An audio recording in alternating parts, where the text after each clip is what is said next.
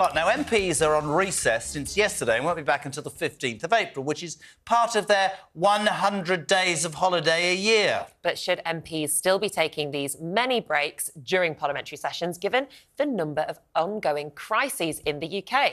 Well, Claire Pearsall works in Parliament and says recess is very important, but former Private Secretary to Margaret Thatcher, Slocock, says the amount of recess is self-indulgent. Ladies, over to you. I'll start with you, Claire Pearsall. A very good morning to you. Welcome to the show. Come on, though. The world's in crisis and MPs are having 100 days. They need to come back to Parliament and sort out this country, don't they, Claire? Right, but it's not a holiday. If you think that MPs are just going to go and sit on their hands or sit on the beach, then you are much mistaken. The majority of them will work incredibly hard in their constituencies, catch up with all of the businesses that they can't see during sitting times. They will go and meet with constituents, and they'll obviously go and campaign where there are upcoming local elections. So it is really important. And I'm not sure what it is you require them to do, because sitting in the chamber of the House of Commons isn't actually going to make a huge amount of difference. A lot of work is going to go on. Bills will still be put through departments.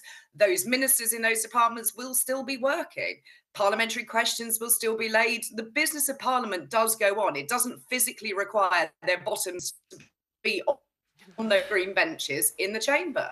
Caroline, just bringing you in, you believe the opposite. You think that MPs have too much recess. Can you explain why?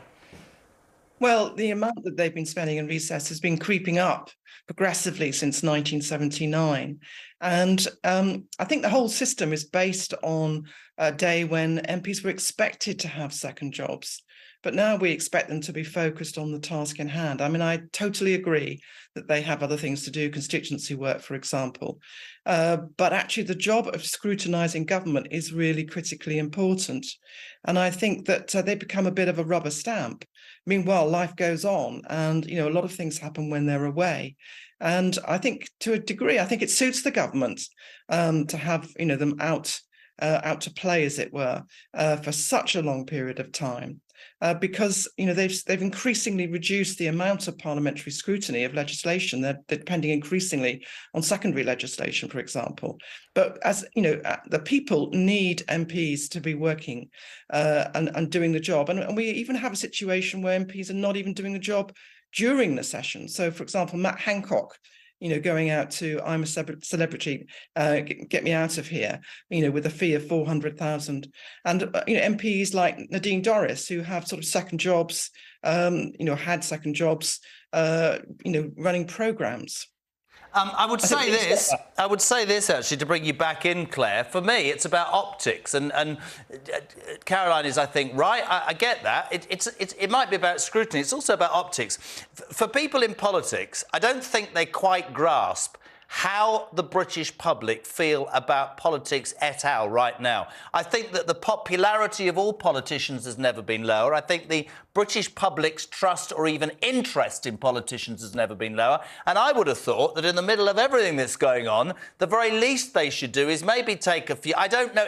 I get what you're saying, but somehow, when they're not in Westminster, you get the feeling, I suspect a lot of people, that not much is going on. Do you understand where I'm coming from? I'm talking optics, Claire. Yeah, no, I completely get that. You want to be able to see them scrutinising legislation, asking questions, holding governments to account and ministers to account. But also, how many times have you contacted your own MP? Do you know what that MP does? And I'm just thinking about the lady I work for. My programme most mornings, Tobias Elwood. Appointments today.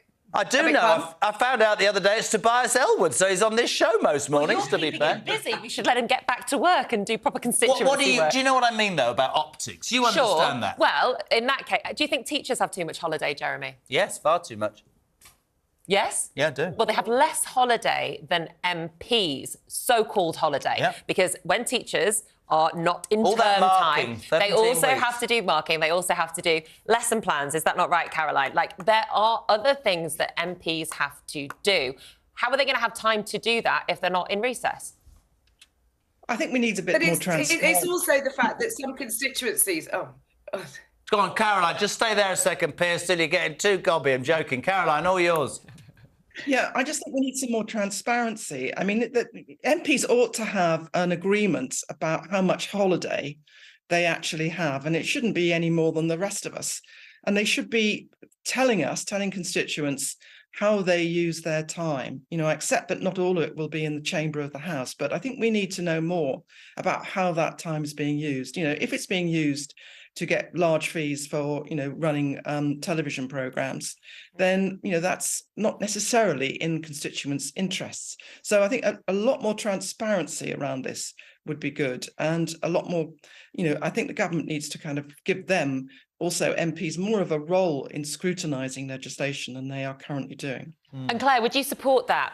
More accountability for how MPs spend their time. We know that there were certain MPs last year. Your favourite, Boris Johnson, certainly didn't vote for a large period of time whilst he remained as an MP in his constituency. Do you think we need to hold these MPs more accountable for what they're doing and how long they're doing it for?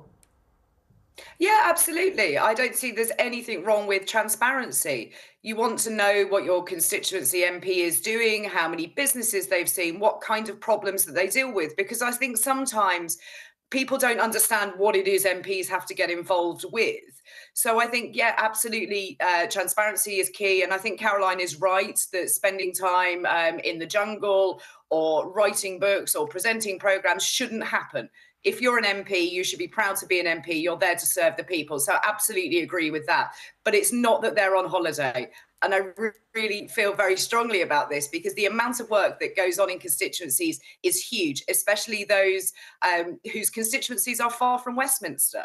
They need that time to catch up. If you're on the... Am I not right in saying quickly that they go home anyway on a Thursday, don't they, every weekend to their constituencies, don't they? Not everybody. There are sitting Fridays, there are committee meetings. So if you are an MP in the Southwest, for example, you may not leave until Friday afternoon. You're not going to get home till late Friday evening, and you're going to be travelling back Sunday evening to London. So it doesn't give you an awful lot of time. Now, I know there's not going to be any sympathy. I completely understand that.